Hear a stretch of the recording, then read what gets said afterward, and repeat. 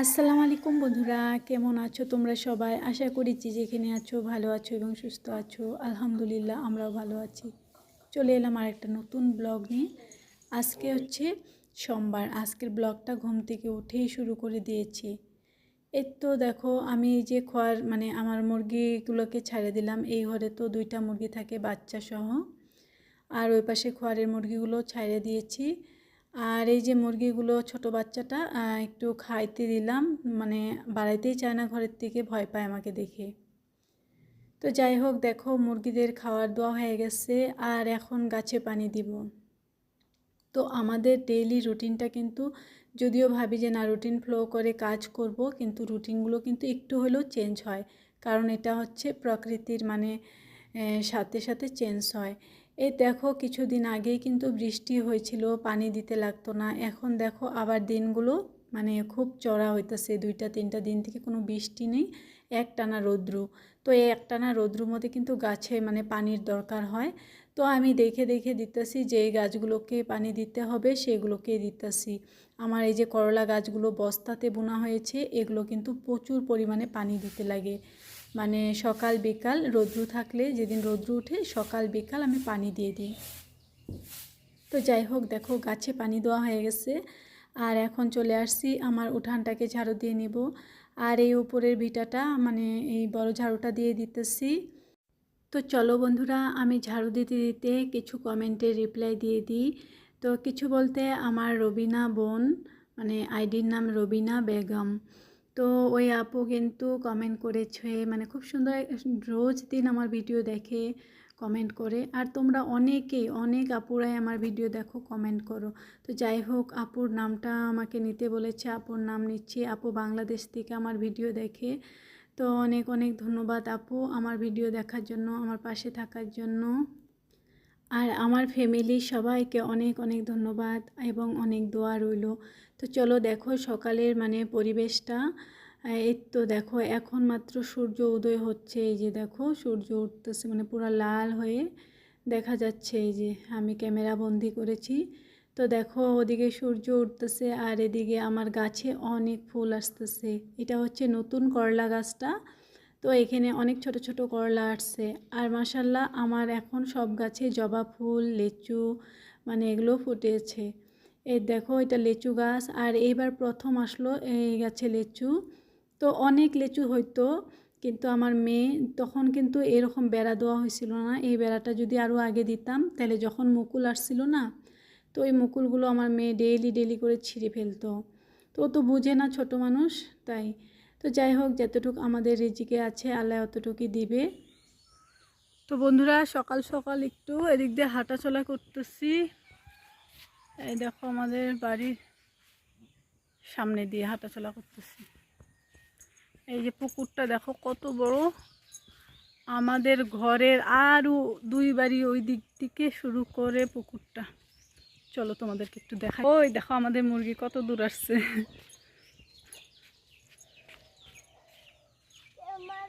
বাড়ির সামনে এরকম ফাঁকা থাকলে ভালো লাগে। ওই দেখো আমাদের ঘরটা সাদা রং। আসো, এই যে পুকুর দেখি, পুকুর। পুকুর দেখি। এই পুকুরটা কিন্তু একটাই, মাঝখানে খালি আল বানিয়ে দিচ্ছে, আল বানিয়ে দিচ্ছে, আল। এই দেখো পুকুরটা। এই যে এগুলা যে উপরে শুকনো শুকনো মাটি না, এগুলা বর্ষার দিন একদম সব ভইরে, এই যে এত পর্যন্ত পানি আসবে। এই যে জঙ্গলগুলো দেখতেছো, এত পর্যন্ত। এই যেটা আমাদের ডালিম গাছ, দেখো মাশাআল্লাহ অনেক নিচে নিচে ডালিম ধরছে এখনো। আর অনেক এখান থেকে বাচ্চারা পাইরে পাইরে, খাইতে তো পারেই না, এত ছোটটা তো খাওয়া যাবে না, নষ্ট করে ফেলছে। ওই যে, জানি না ক্যামেরাতে কি দেখা যাচ্ছে বন্ধুরা, ডালিমগুলো। এই দেখো বড় বড়, এখন পাকবে কিছুদিনের মধ্যে, কিন্তু ডালিমগুলো থাকে না, নাই কোয়া যায় না। আছে এখনো 10-12টা ডালিম আছে গাছে। তো বন্ধুরা দেখো, ওখানে হাঁটাহাঁটি করে এসে আমি চা বানিয়ে নিয়েছি। আর এই যে এখন দুজনে বসে চা খাবো। আর মেয়েকে দুধ দিয়ে রুটি দিয়ে খাওয়াই দিছি। আর এই রুটিগুলো না কালকে আমি ফ্রিজের মধ্যে কী করে অল্প যে ছেঁকে রাখে, অ্যাকচুয়ালি আমি ওটা ইউটিউব থেকে দেখে শিখেছি। তো তোমাদের দাদাভাই কিন্তু অ্যাক্টিং করতেছে, এতটা শক্ত হয়নি। ও মানে তোমাদেরকে দেখাচ্ছে যে আমি এত শক্ত করে রুটি ভেজে ওকে দিছি। তো যাই হোক, মেয়েকে ওই দুধ রুটি খাওয়াই দিছিলাম, আর আমরা দুজনও খেয়ে নিয়েছি। তো দেখো এখন কিন্তু 11টা বাজে, আমি চলে আসছি ওনার পাড়ে আর কি। তো এখন আমি মাত্র ভিডিওর কাজ সেরে ভিডিও পাবলিক করে একটু চলে আসছি উনুন পাড়ে।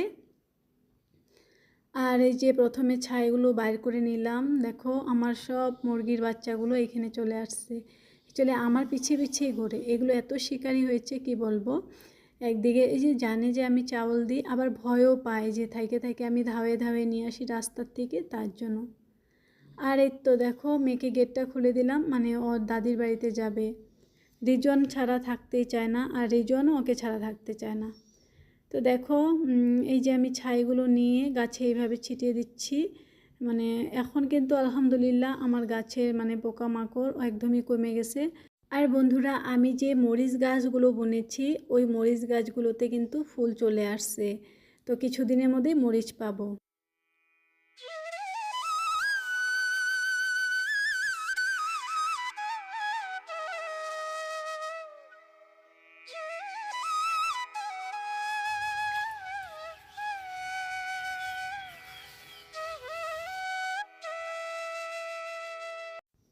তো দেখো বন্ধুরা, ওই পাশে ছাইটা ফেলে দিয়ে চলে আসছি, মানে উনুনটা মুছে নিতেছি। আর উনুনটা কালি কালি থাকলে ওইটার মধ্যে রান্নাবান্না করতে একটু ভালো লাগে না, সেই জন্য মুছে নিতেছি। আর এখন তো কয়েকদিন থেকে রৌদ্র উঠতেছে, দেখো আমার উনুন পাটটা কিন্তু একটু শুকনা শুকনা হয়েছে।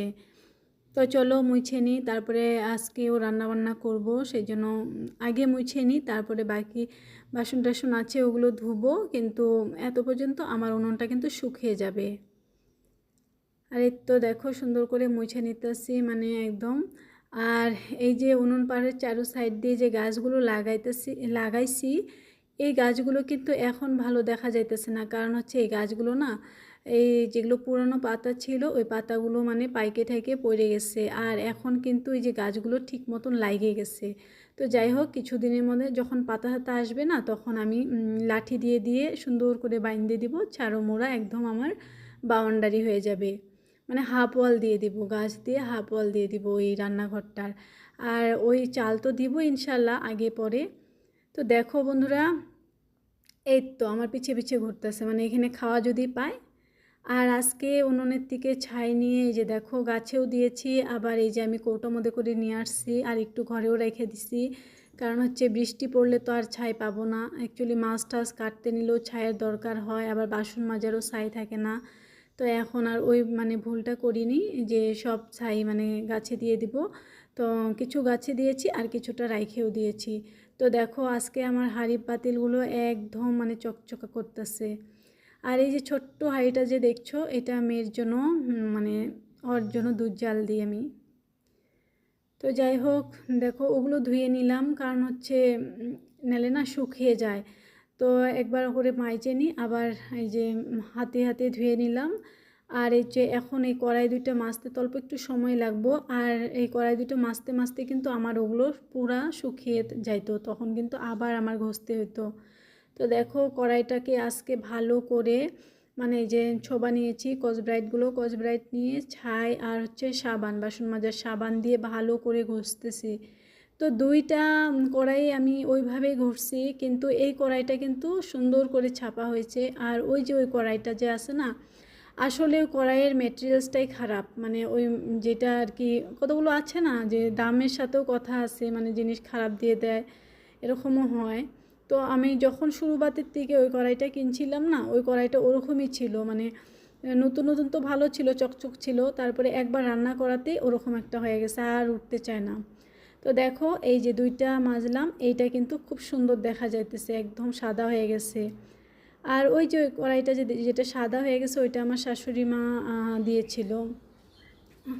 আর দেখো বন্ধুরা, চলে গিয়েছিলাম ওই পিছনের দিক থেকেও কিছু মানে কঞ্চি টঞ্চি নিয়ে আসলাম। তো বাচ্চপের ওই পিছনের দিকে আমাদের ওখানে অনেক খড়ি টড়ি পাওয়া যায়। তো এখান থেকে খড়ি নিয়ে চলে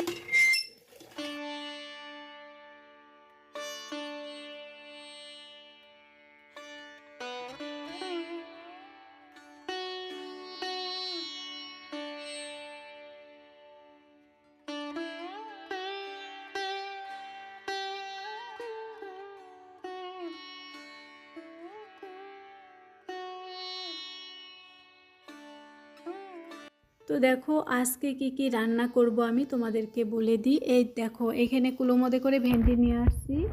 তো এই যে ভেন্ডিগুলো আগে ধুয়ে নিচ্ছি, কারণ ভেন্ডি ভাজি করব। আর না বাকি সবজিগুলো প্রায় আছেই আমার কাছে, শুধু ভেন্ডি ভাজি করব আর ভাত করব।